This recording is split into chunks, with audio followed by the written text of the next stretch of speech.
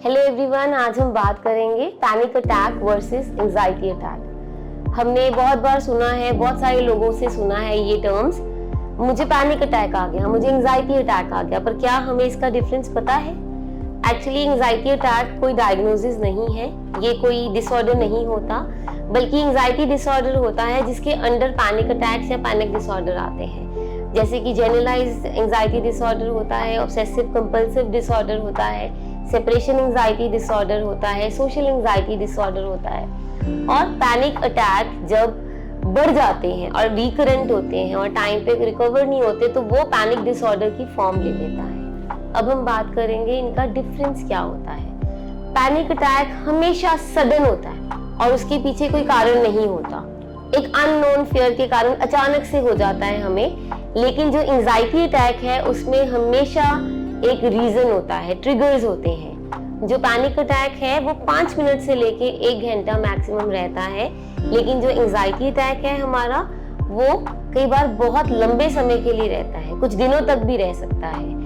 Panic attack में fear of impending Doom होता है, ऐसे लगता है सब कुछ खत्म हो गया, मैं बस मरने वाला हूँ, मुझे हार्ट अटैक आ गया।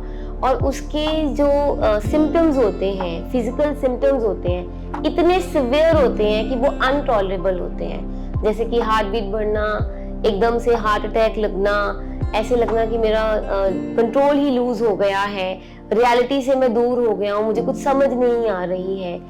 और उसमें हम अपनी रोजमर्रा की एक्टिविटीज बिल्कुल नहीं कर पाते हैं, इतना डर होता है और हमें इमीडिएटली होता है कि हम बस डॉक्टर के पास पहुंच जाएं। जबकि एंजाइटी अटैक्स में क्या होता है, एंजाइटी अटैक्स में सिम्टम्स तो कुछ सेम ही होते हैं, जैसे कि घबराहट होनी, बेचैनी होनी, चक्कर आना, अनकॉन्शियस सा फील होना।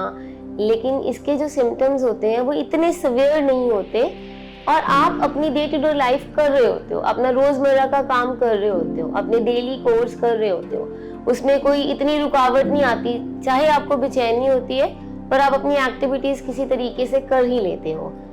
और पैनिक अटैक्स में क्या होता है कि इसमें कई बार हमारी बिहेवियरल चेंजेस आ जाते हैं। पैनिक अटैक्स में कई बार गुस्सा भी आने लग पड़ता है, कुछ देर के लिए एक साइकोसिस या साइकोटिक बिहेवियर भी आ सकता है।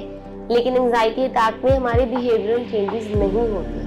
पैनिक अटैक्स में हम इतना ज्यादा डर जाते हैं और हमें इतनी बेचैनी होती है कि हमें कुछ समझ ही नहीं आ रहा होता, हम अंडरस्टैंड नहीं कर पाते हमारे साथ क्या हो रहा है।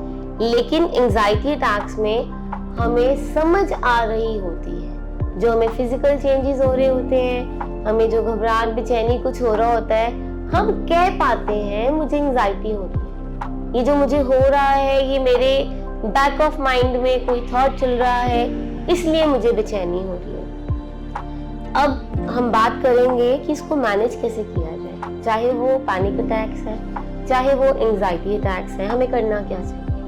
सबसे पहले हमें early identification of our symptoms करना है। कुछ भी आपको फिजियोलॉजिकल चेंजेस आ रहे हैं, आपको घबराहट हो रही है, बेचैनी हो रही है, पसीना आ रहा है, आपको चक्कर से फील हो रहे हैं, लाइट हेडेड लग रहा है, आपको लग रहा है कि आपका बॉडी का बैलेंस लूज हो रहा है, चेस्ट में पेन हो रही है, उसको आइडेंटिफाई करें और फिर हेल्प सीख करें।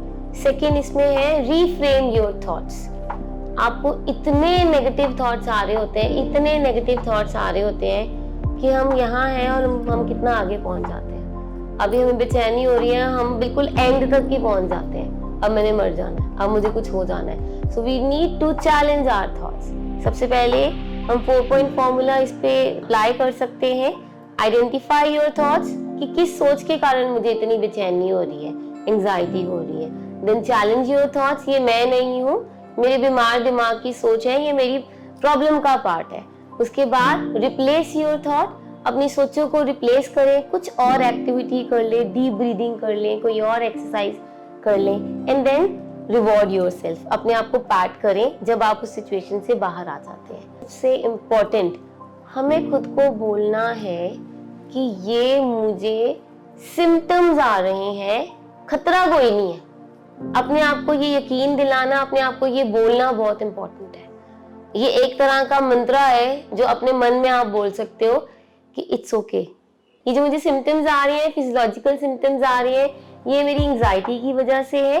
डेंजर कुछ नहीं है। अगर मैं कुछ टेक्निक्स अप्लाई करूंगा या करूंगी तो मैं खुद को बेटर कर सकती हूँ। And you can seek help. You can seek help from your counsellor, your therapist, your psychiatrist, your doctor, your friend. आप किसी से बात कर सकते हैं और इमीडिएटली इसके लिए हेल्प मांग सकते हैं। Thank you so much.